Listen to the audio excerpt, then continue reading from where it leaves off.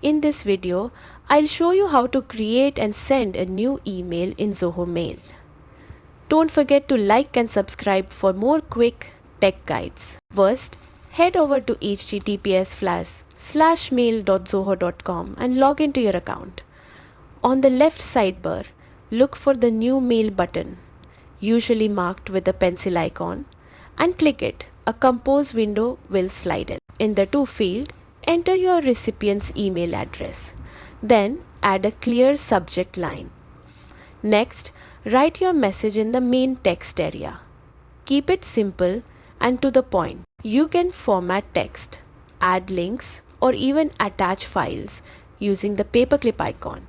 Once everything looks good, hit the send button at the bottom.